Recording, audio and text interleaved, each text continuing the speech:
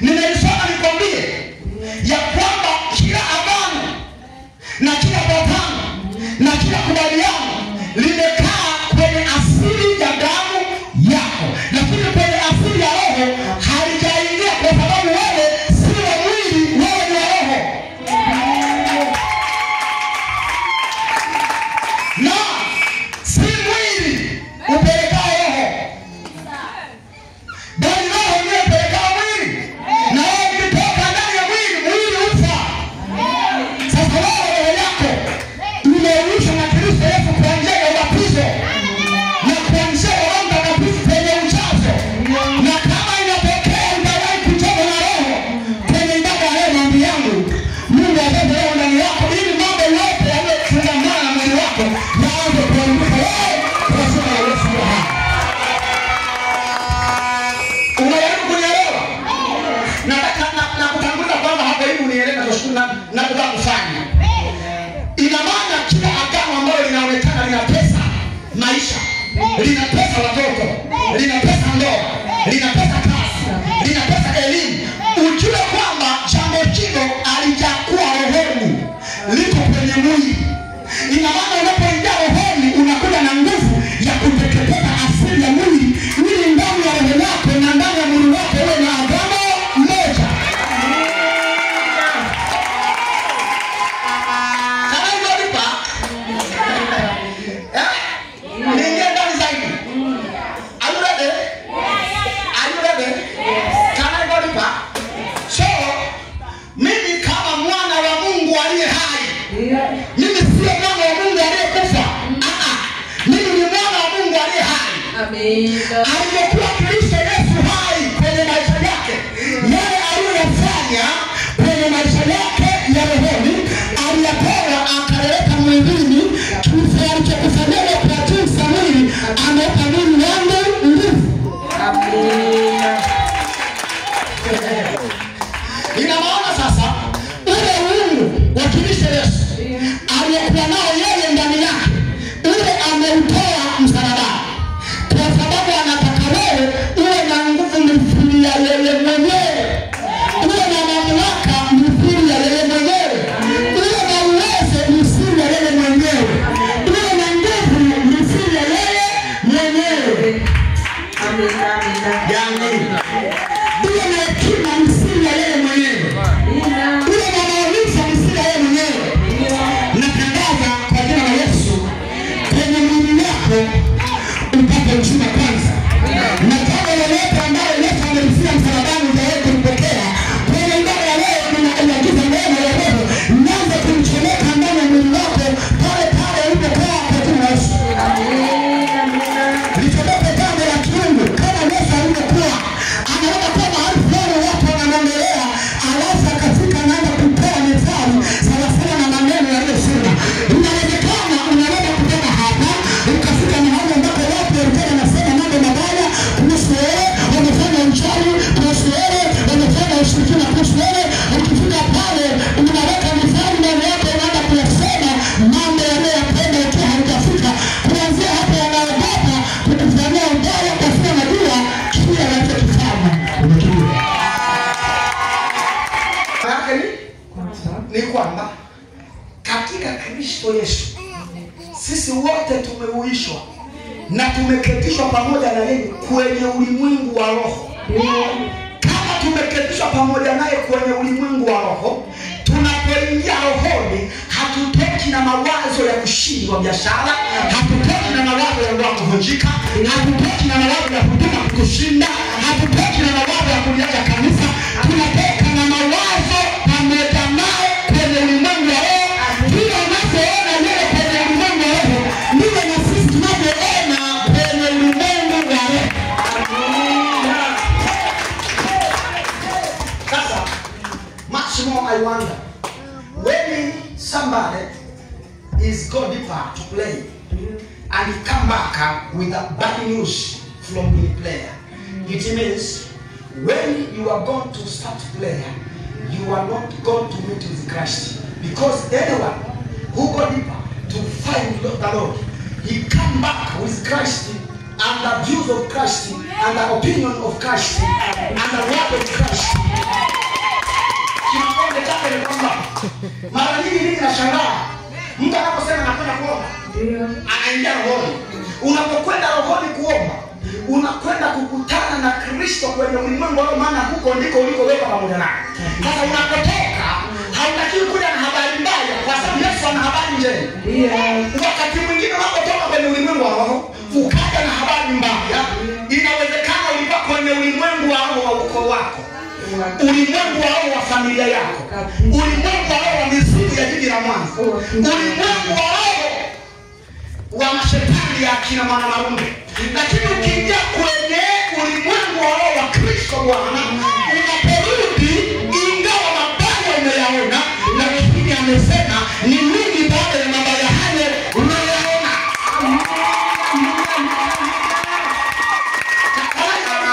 Are you ready?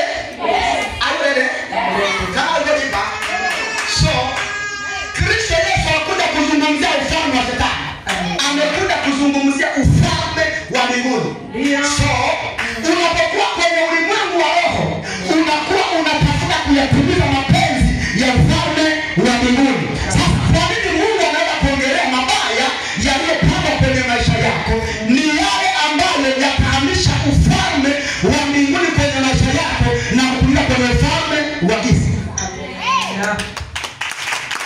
Sasa unaweza ukaenda kwenye maombi ukafunga na kuomba, lakini ukatoka hauna point hata moja ya ufalme wa Mungu. Point zote zina ufalme wa Shetani. Wewe ukwenda kwenye kiti alichokaa Kristo pamoja na wewe. Can I go deeper? Are you ready? Yes. Can I go deeper? Yes. Nizame ndani sana kwenye mafundisho. Sisi sawa? Nimefunga na kuomba. Nimerudi hapa. Unanielewa?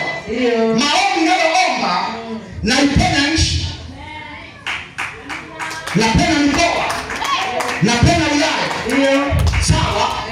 Ingawa kuna watu ambao wanapanga mambo mabaya sana kwa habari ya nchi, macho yangu yaliyo katika Kristo Yesu hayaoni matendo ya ubaya wanayofanya. Narudi na majibu ya Mungu anaona nini kwenye nchi. Mungu ya mabaya wanayofanya. Amen. Hawataki. Hawataki wapi? Unaweza kwenda kwenye maombi kama unasema Mungu ameniambia nivunje ndoa. Alikuwa kwenye ulimwengu wa roho ulipoketishwa wewe na Kristo. Kabisa. Utakaporudi utakuja na habari inayozungumza kwamba ndoa inakusumbua. Fanya 1, 2, 3. Shida iko kwa mke wako, labda kwa bibi. Piga ile roho imwache, mke wako salama kama wewe. Maisha yamekwisha. Biashara inaharibika, Mungu akwambia iache. Mungu anakuambia badilisha hiyo unayofanya kwa sababu haina muungano na wewe kwenye ulimwengu wa roho. Fanya kile ambacho ni muungano kwenye ulimwengu wa roho. Kwa mfano unakaa Mwanza, Mungu hakukwambia hapa Mwanza. Anakuambia hapa mtaa unaokaa, nenda kwenye mtaa ambao nuru yake imefunguka. Unaelewa? Mungu anakuambia nyumba unayopanga mwenye naye ana mashetani. Achana na nyumba ya mashetani, tafuta nyumba ya Mungu. Hivi hapa yanasema. Yaani hivyo ndivyo naelewa. Namna nyingine unayosikia wewe ni mwalimu wako wa Sunday school. Sasa wewe kuchukua elimu ya mwalimu wa Sunday school ukachanganya na elimu ya mimi ambayo Mungu amenipa mimi kwa karama yangu. Amina. Hawataki hawa. Uogope mtu ambaye ana mwalimu wa neno la Mungu. Unajua wanadamu wengi wanafundisha mafundisho kuhusu Mungu, ila hawawapi watu Mungu. Mimi sikufundishi kuhusu Mungu, na kufundisha namna unavyoweza kukaa na Mungu na ukambeba ukakana. Sisi hatuko sawa. Ni Mungu duniani.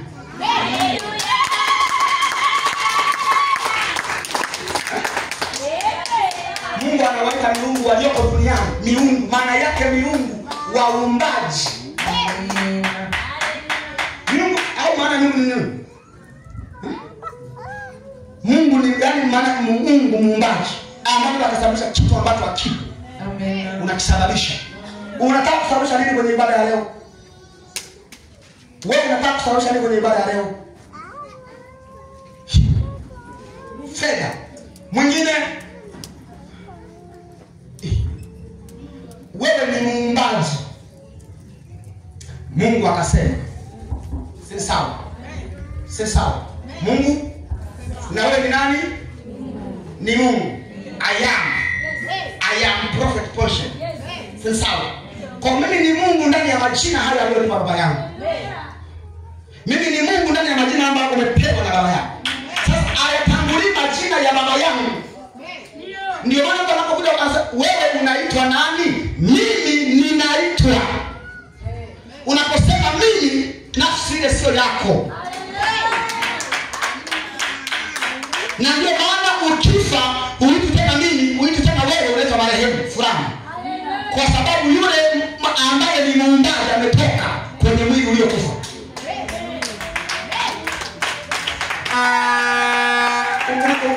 Unapiga makofi, umenielewa? Ili sawasawa na wazazi wangu wa jinsi ya roho.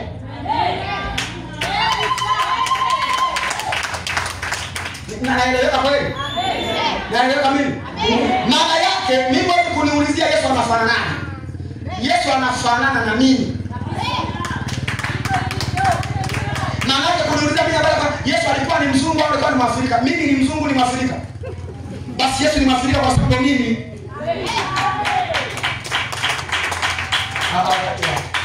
Kwani wanataka wapi? Sio wanataka? Yesu anafanana nani? Yaani vile ulivyo wewe, sura yake yeye ndio wewe. Elimu ni pana kuna maana kama unavugika. Sasa yeye anajiuliza, mbona kama mimi nikienda kwenye mambo yanayohusu watu wa mwilini, ninajaribu kuambia vitu, alafu wanakuwa wanaona mimi kama mtu wa kawaida. Ukawaida unao wewe kwenye ulimwengu wa roho, kwa sababu ulipoketi kwenye ulimwengu wa roho, ukuketi pamoja naye. Yaani roho yako itaketi pamoja naye. Roho yako ikiketi pamoja naye, kila utakachosema kitakuwa kama vile ambavyo yeye anaona, kwa sababu umetoka mahali alipo yeye. Watanzania hao wamekoje?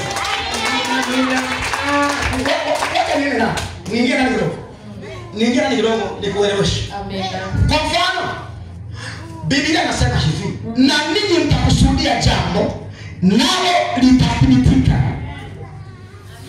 Kukusudia na ninyi mtakusudia jambo au mtakusudia neno nalo litathibitika. Naye Bwana ataziweka imara njia zenu. Kivipi? Mimi kama nakusudia jambo kudhibitika, halidhibitiki kwa sababu mwili wangu huu ndio unaosapoti jambo nalosema. Ni roho yangu inayotaka jambo limejaa kwenda kwenye moyo walikoketishwa. Ndio maana unatakiwa sana roho yako iliyotoka mbinguni uipe chakula cha mbinguni, maombi, kufunga na neno, ili ushinde roho unenepe, uweze kuwa na ushirika sawasawa na ulipotoa roho. Na ndio maana kila chakula bora cha udongo, kwa sababu ulitoka udongoni, mwili unanenepa. Na udongo ukipata rutuba unatoa mazao mazuri, mimea yake inastawi vizuri. Sasa wewe roho yako haikutoka duniani. Roho yako imetoka wapi? Na mbinguni hakuna chakula cha mwili, hakuna ugali. Mbinguni hakuna unga, hakuna mpunga. Mbinguni hakuna ndizi, hakuna viazi vitamu. Hakuna chips mbinguni. Sasa kila chips unamnenepesha wa mwilini, ambaye wa mwilini anaondoa uhusiano wa kiti chako cha kuketishwa na Kristo kwenye ulimwengu wa roho. Ambaye anielewi atakuwa na kichwa kizito. Kana ibe pa. Hivi fundisha kwa undani zaidi. Neema sema amina. Neema sema haleluya. Sometimes si sawa. Sometimes tunafeli sisi wenyewe kwenye maisha yetu ya kila siku. But anyhow, let me tell you, if I am cut that challenge, I'm not talking with Mama Wambura. Kwa sababu Mama Wambura hana majibu ile mimi natafuta. Na hiyo ndio ilikuwa shida ya watu wengi sana. kipaumbele chako hawi Mungu. Unapokutana changamoto, uongei na uongei na Oliver wa kwanza.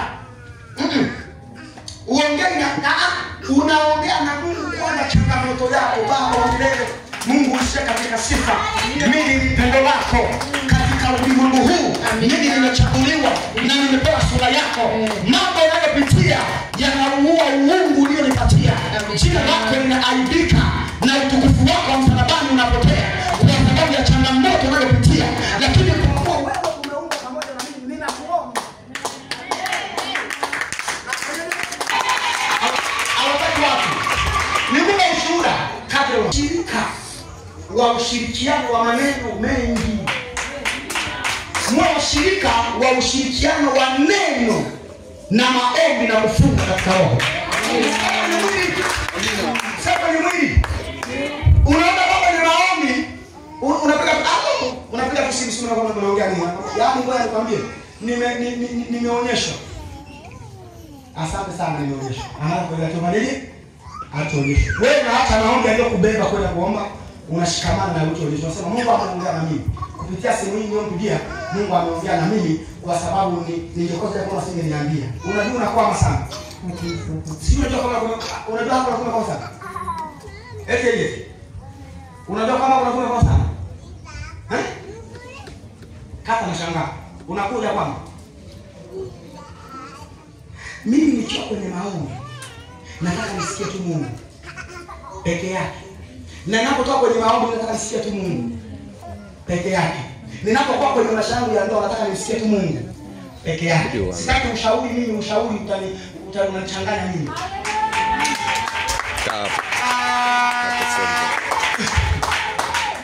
Petro alikuwa anasema, Bwana, mimi kabla wewe hujaguswa, mimi nitakuwa wa kwanza kwenda madamu. Lakini jana yake amesema, siwezi hata kukuacha. Jana yake amesema, siwezi hata kukuacha. Amemwambia Yuda, siwezi kukuacha. Mama yake aliwafukuza, akamwambia, I said, naona nyinyi mnanizongazonga, mnaleta mambo ya kijinga, toka kwangu muondoke.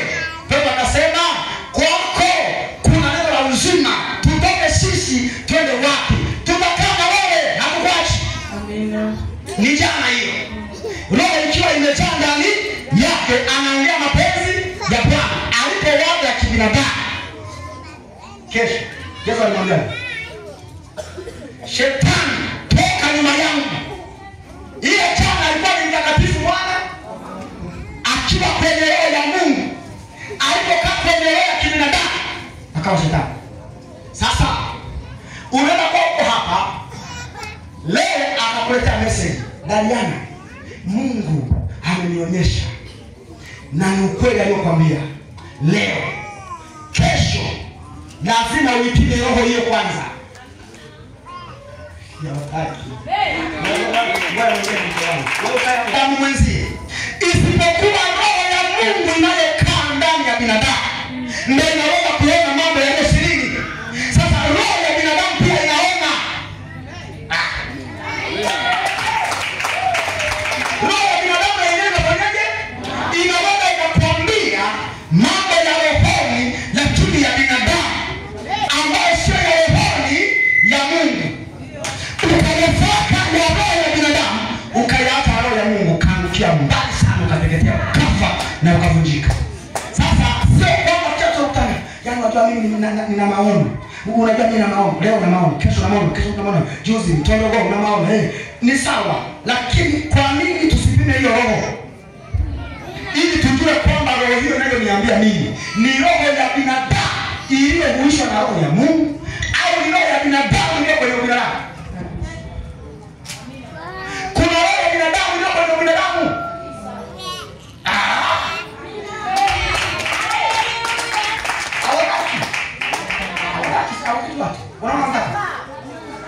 Sasa nisikilize mimi. Wachungaji wengi, maaskofu wengi, mitume wengi, manabii wanafanya kazi kwenye roho ya binadamu. That's why sitaki sana watu kushauriana na watu wa kiroho wengi. Wanakuwa mwilini wanashauri mambo ya roho, wanapoteza watu wengi. Kabisa. Hataki. Unaona kwenye TV unaangalia mtu anahudumu kwenye roho ya binadamu. Watu wote akawataka kama mwilini na akataka ishara za mwilini. Akataka miujiza ya mwilini. Itakuwa ngumu kwa rohoni. Utakuwa unapata maajabu lakini ndani yako moto hautibuki. Kana hivyo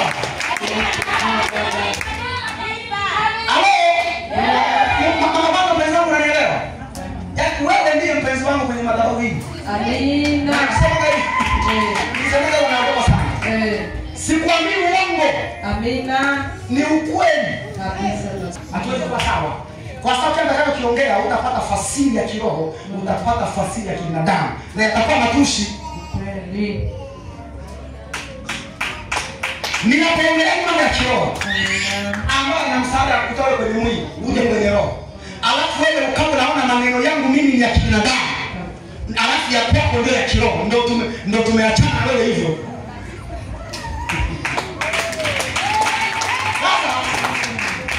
Sasa Ndio. mimi nataka kuwa rafiki yangu. Na ni mtu naye mpenda. Na ninamjali. Na ninamshirikisha mambo ya sio ya kiroho. Ya kiroho ni mimi na roho wa Bwana. Amina. Na ili nimshirikishe mtu mambo ya kiroho, lazima roho yangu iniambie na ile ni wa kiroho huo muda. Amina. Sio jana. Alikuwa kiroho na leo mimi naamini hivyo. Naamini kiroho muda huu tunapoongea na wewe. Tukishaachana wewe sio kiroho na kimwili. Sio anaelewa tena jambo kingine. Unaelewa? Sasa basi, ona. Sisi tunakuwa kuwa na maombi sio kwa kiroho. Kuwa na mfungo sio kwa kiroho. Kusema neno sio kwa kiroho. Shetani anafunga lakini sio kiroho. Shetani anasema neno lakini sio kiroho. Shetani anatoa sadaka lakini sio kiroho. Ndio. Unaelewa? Kiroho maana yake ni gani? Ni mtu anayekaa kwenye mapenzi makamilifu ya Mungu. Na kuna watu wanakuwa kwenye mapenzi yasiyo makamilifu lakini ya Mungu. Kabisa. Kuna mtu anakuwa ni mchungaji kwenye mapenzi yasiyo makamilifu ya Mungu. Ana kanisa, ana Biblia, ana penzi, ana vyombo, ana washirika kwenye mapenzi yasiyo makamilifu. Sasa wanaokuwa kwenye mapenzi makamilifu ya Mungu ni wachache. Kwenye 100 10 unabahatisha. Usipobahatisha utakutana wawili au 5. Hata wale wasiojua kwamba wao ni wa uongo, lakini ni wa uongo. Kuna watumishi ambao wako madhabahuni wanapigana na manabii na mitume wa uongo. Ikiwa kufanya hivyo pia ni uongo.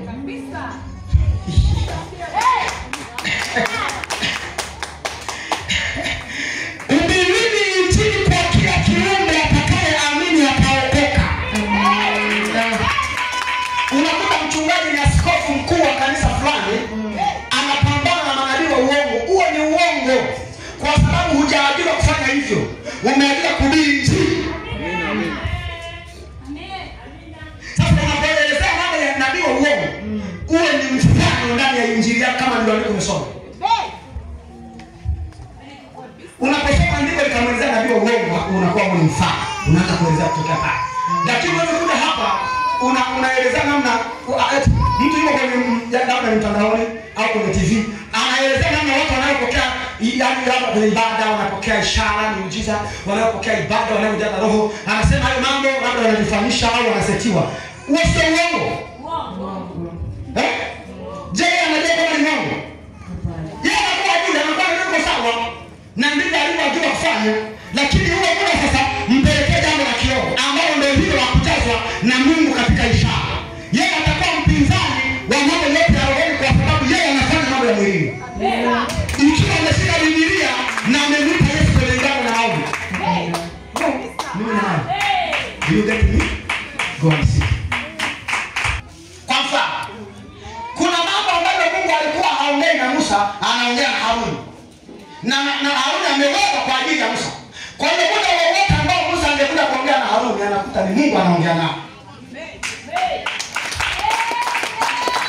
Sasa kama mimi nilipokuja niweka mbele yako hapa, kuwa nabii wako. Kila utakapokutana mimi mzee wa Mungu, nikisema nini, Mungu amesema na wewe. Sasa unaona kama siongea na wewe na magwangwa, ukaamua kumtafuta nabii, si nabii gani? Ngoja nimuulize yeye Mungu anaonaje kuhusu mimi. Hata atakwambia. Ndio. Kwa sababu hajawekwa na roho miungu kuwa nabii kwenye maisha yako. Ndio. Atakapokuambia ni cha kibinadamu. Ndio. Hao wanakuambia ushauri ambao umebeba hekima ya watu wa mwilini unakupoteza.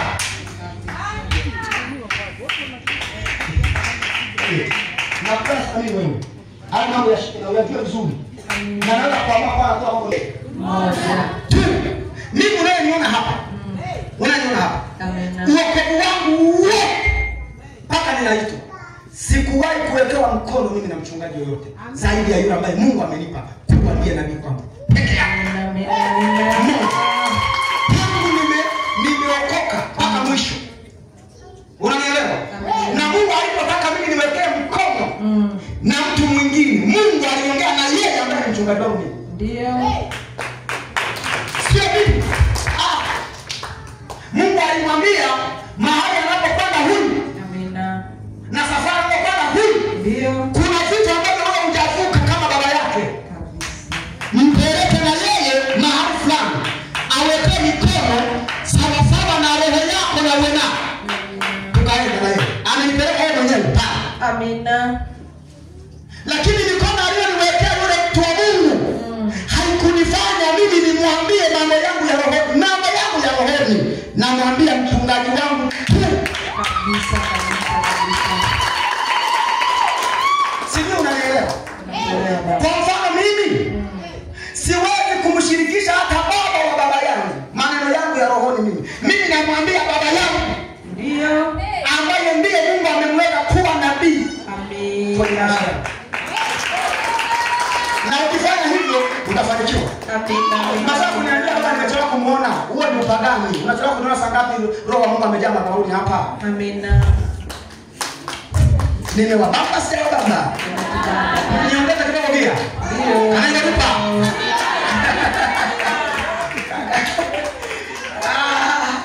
Mmejaribu kunielewa? Makwasi ni shahidi yangu kweli. Ni shahidi yangu. Naweza kukusikiliza ukiwa unafanya huduma, naweza kufuatilia kazi yako, lakini huwezi kuamua kwenye maisha yangu, huwezi. Ndio. Yaani huwezi. Unaamuaje kwenye maisha yangu mimi? Mtu ambaye hajaweka kuwa kama nabii kwako atakupoteza. Kwa mfano, ngoja mfano miwili pekee yake. Wakati Mungu amemuinua Musa kama nabii ya Israeli, wakainuka wengine na wao wana maelekezo juu ya Waisraeli wale ambao Mungu amempa Musa. Maelekezo yao hayakuwaponya, yaliwaua pamoja na wanaowaelekeza.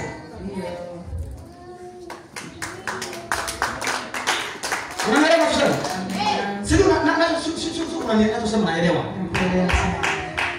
Aya, Mungu akamweka Daudi kama nabii. Amina. Juu ya taifa la Israeli. Wakainuka watu katikati yake, wakawa kinyume chake na wao na maelekezo. Kwa wana wa Israeli wale tuambie, walikuwa salama. Wote waliangamia. Waliokuwa kinyume chake na waliofuata maelekezo ya wale wengine, wote waliangamia. Ingawa kwenye maelezo yao walisema Mungu amewataka wafanye hivyo, wakawapoteza. Sasa mimi nashauri, amina, shauri ni kule usirika hata 100. Ni bora kabisa. Amina.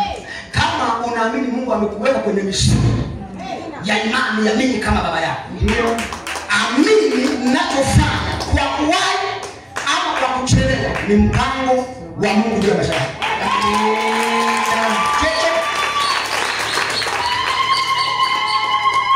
Maana kuna jambo litafanya mimi kwako kiroho, utaongea na mtu wa mwilini, atakupa maelezo ya mwilini, utaona mimi nimekudanganya, mimi ni muongo na mimi nimekueleza ukweli.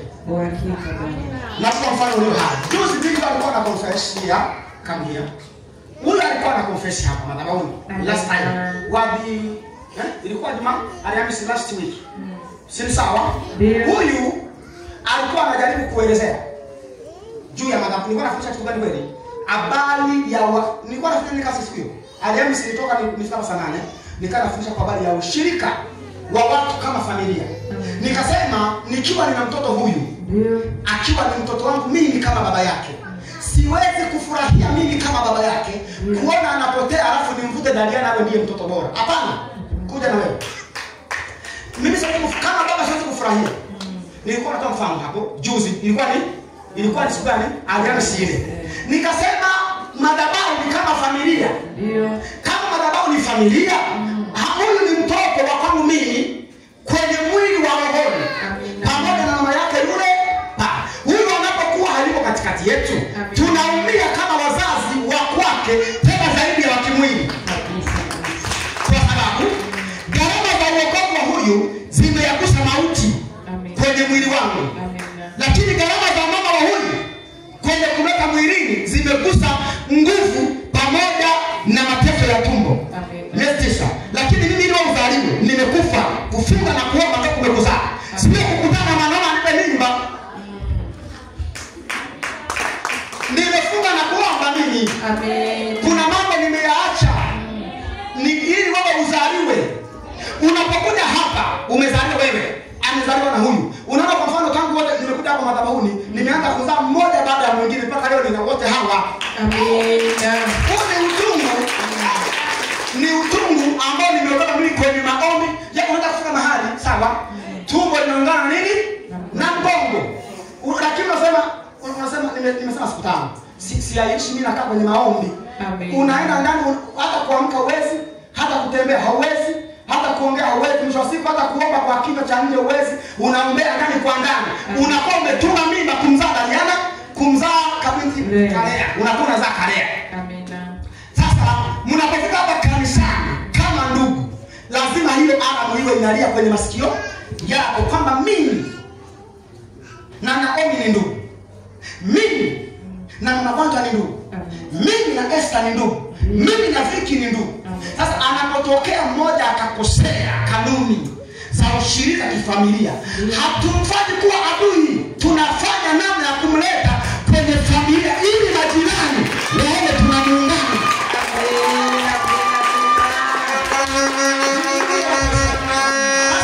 Katika nao kwa kwenye makanisa mengi, kila mmoja ameona yeye ni Mhaya, huyu ni Msukuma, huyu ni Mchaga, huyu ni Mkuria, huyu ni Mjita. Hapana, kwenye kanisa wote tunakuwa na ukoo mmoja wa Kristo Bwana kupitia baba mmoja kwa sisi.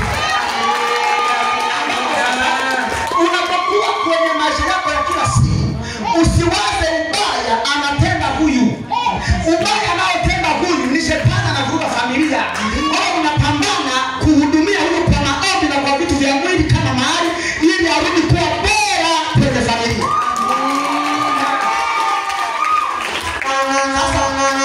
Nikatoa mfano. Nikasema mimi kuna sehemu moja nimeitwa. Kuna mgogoro wa mshirika mmoja kwenye madhabahu moja, anasemekana yeye ni mchawi sana, anaona kanisa lile. Unaelewa? Kwa hiyo wamefanya namna zote za kiroho, ameshindwa. Musa akasema tunaye nabii ambaye maneno asemayo hutokea kweli, tumuite. Wakanipigia simu mimi nikiwa hapa Mwanza 2022 mwezi wa 4. Nikafunga safari, nikaenda kwenye madhabahu ambayo inasema ina mtu anaitwa ni mchawi. Bwana nikata vitu ambavyo sivielewi sana. Ni kuniambia mchawi kanisani. Ni vitu ambavyo sivielewi sana. Kama navielewa ni kidogo. Kwa sababu kanisani tunazungumzia wachawi, tunazungumzia wokovu.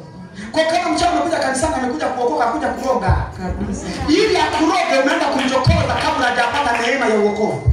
Hawataki watu.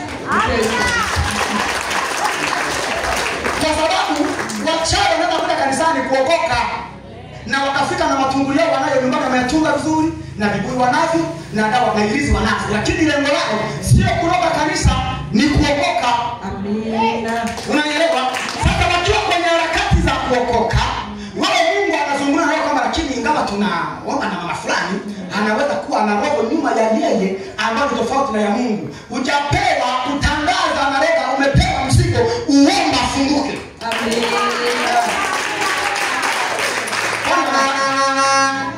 Sura na watatu. Alafu unaenda kutangaza. Mama fulani ni mchawi. Unakuwa dada yangu fulani ananioga. Unakosea mno kusema hivyo. Ambapo nikaeleza hivi nilipofika pale. Mimi nilifunga safari kweli na nikaenda. Oya, mnanisikia? Mlete masikio huko. Au kuna mtu anakuuliza? Sema amen. Wengine hawajasema, wote sema amen. Mimi maneno nimekuja na mimi hapa napata huu ni uponyaji unapona mimi. Sasa hivi. Sasa wakati nimefika kwenye ile madhabahu. Si sawa? Nilikuwa nimeweka vizuri lesson yangu nzuri tu, nimeandaa cha kuambia. Katika Mungu nimeomba Mungu, amenipa neno la kuelezea na ufunuo na kila kitu.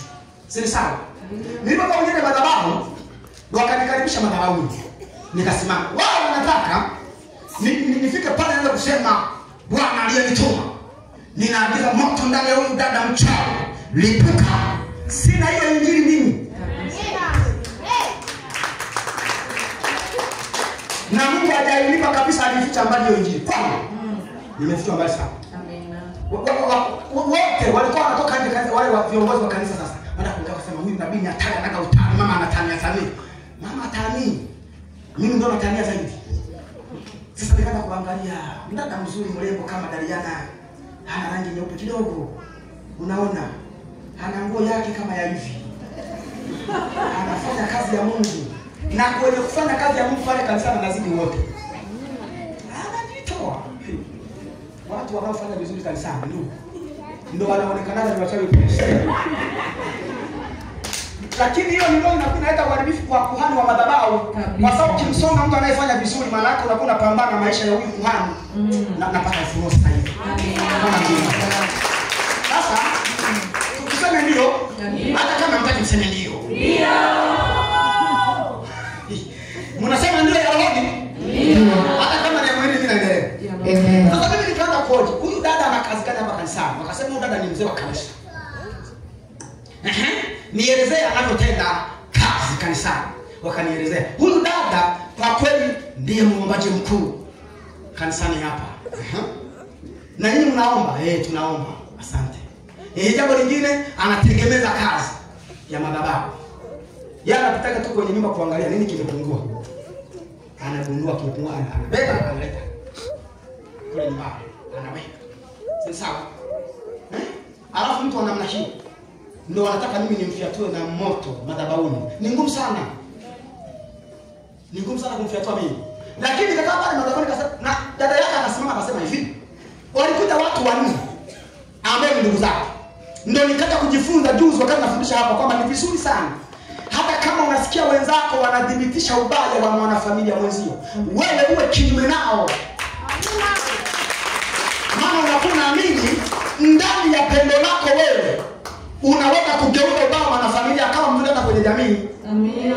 Sawa? Sasa yule dada akasema hivi, nabii wa Bwana, sisi tunapata furaha na amani kama umekuja. Na uzuri wewe unaweza kumlipua mchawi live. Sasa mdogo wetu huyu tunaomba leo kabisa umuoteshe mabawa alipuke na tumdhibitishe. Lakini mimi kama dada yake ambaye nimembeba mgongoni sijawahi kusikia au kuona huyu anaroga, ingawa sauti za wengi zinasema hivyo, ila mimi kama ndugu yake sikubaliani na sitaki kusikia na ninakasirika na ninaumia mtu anapomsema hivyo. Lakini wewe kama ambaye Mungu amekuamini kuja hapa utusaidie. Lakini kitu ambacho naelewa, huyu hata kama ana shida ambayo inaonekana kwa watu, maana kama yuko kanisani hapa ni birikani, mahali ambapo watu wanapata tibuko la maji wanapona. Sitegemei huyu kutoka kanisani, nategemea kusaidiwa kanisani. Ina maana kama kanisa linafukuza mchawi, lenyewe halina nguvu za kusaidia mchawi. Au kama linaongelea mchawi, Yesu wao hapo madhabahuni anaogopa wachawi.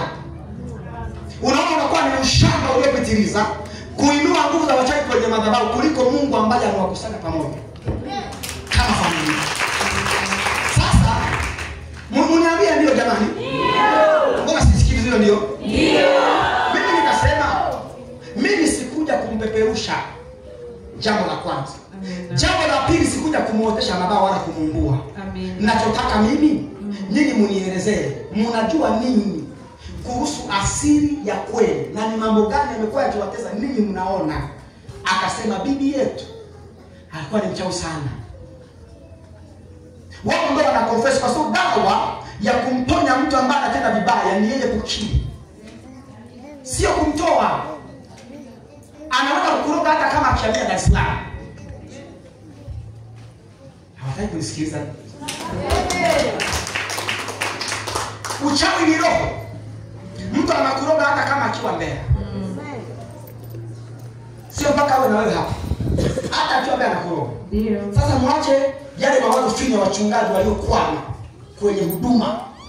Muniamini nini ninachomwambia. Amina. Tunaweza kuwafungua wachawi. Lakini kama mchawi akija katikati yetu hawezi kufunguliwa. Moto tulionao madhabahuni. Yeye mwenyewe. Mungu anamwamini haya mambo. Mpaka tuanze kupiga wachawi hapa. Tunaambia wewe mama fulani njoo. Nimeonyeshwa unaniroga. Kuanzia leo toka kanisani. Mama yake mimi nimepoa. Mimi natakiwa niwashe moto. Umfikirie pale alipo. Anza kusikia yeye na sisi ulimwengu wetu ni mbili. Natakiwa mimi niwashe moto ndani yake ajue roho ile janga yetu na roho yake ni vitu viwili. Sasa kila akija kwetu vitu vyake vinaharibika. Anaamua kukaa mbali na sisi ili awe salama. Nafikiri ndio hivyo. Nafikiri ndio hivyo. Nafikiri au unasemaje Esther mchungaji? Viki mwanangu mpenzi. Ndio hivyo. Kwa hiyo hoja za kuwasemea ndugu zetu ubaya. Kwa mfano, nimempokea Esther kanisani. Huyu ana habari mbaya za kwanza kwenye maisha ya jamii ya watu wa mwilini. Napompokea mimi, kazi yangu ni kusafisha habari mbaya za kwanza, apate habari njema za pili. Unanielewa? Sasa makosa tunayofanya kama kanisa, unabeba habari za kwanza za mapito ya huyu kwa kipigo mahali amemwona Mungu. Amina. Maana yake sisi ndio ni wauaji ndani ya kazi ya Bwana. Tunatakiwa kuwa watu wanaouisha, sio watu wanaoua. Kanisa mnanielewa kwa kweli? Nasikia ndugu zangu wote nimeshikilia hapo hapo. Nenda sasa kuongeza huko mbele nasikia hapo hapo tuko mkao. Naona kutana watu mimi kule mitaani wanaongea vibaya sana kuhusu Esther. Sitakiwi kuungana na ubaya wanaonielezea na uungana na neema inayomgeuza kuwa bora. Ambapo leo mbona inaiomba sasa ikae vile kanisa hili. Tuanze kuonana sisi ni bora, usimwone mtu ni mbaya. Unapotoka hapo kutana na mtu alikuwa anaishi jirani na huyu. Jirani na huyu. Anamwambia wamewahi kukosana kwa njia moja au nyingine. Unakutana unasema kumbe leo anastaka zangu. Yule dada ameloga mtaa mzima. Yale maneno umeyapokea. Wala hujui kama ni kweli. Ukirudi kwa sababu maneno ni roho yanakuingia, yanakupeleka rohoni. Unaanza kuona sawa sawa na alipokuelezea uchawi wako. Ikiwa sio mchawi na leo roho, kwa sababu maneno ni roho.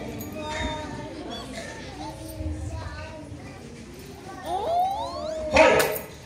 Mnanielewa? Asante sana. Mungu akubariki. Tukimaliza ibada unione nini tunakwambia kitu. Wewe sikia. Mnanielewa? Nakuelewa. Au nielewa? Mnanielewa mimi? Esther huyu akija ni mchafu. Kanisa wale ndio wanaotafutwa na Yesu. Amina. Biblia inasema hakuja kutafuta ambao hawajapotea. Amekuja kutafuta waliopotea. Walipotea kwenye zinaa, kwenye uganga, kwenye uchawi, kwenye ushirikina, amekuja kuwatafuta waliopotea. Wanapokuja kanisani, wanakuja wanakuja mahali ambapo wanatengenezwa tena upya kuwa vile ambavyo yeye aliwaumba kabla hawajapotea. Sasa mtu akiwa amepotea tukamvuta kwenda kanisani, wewe unatangaza tena apotee, wewe ni muuaji.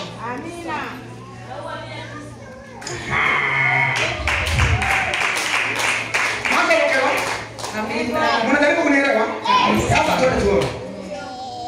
Ninapokuwa nimempokea huyu Esther kama baba, nimezaa roho yake kwa upya.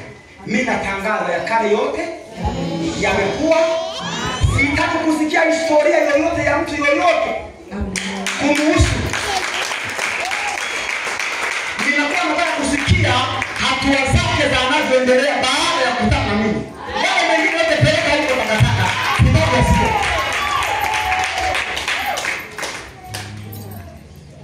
Sasa mnapoanza kushare habari ndio mnakuja kwangu. Neno kama huyu sawa ni mtoto wangu mimi.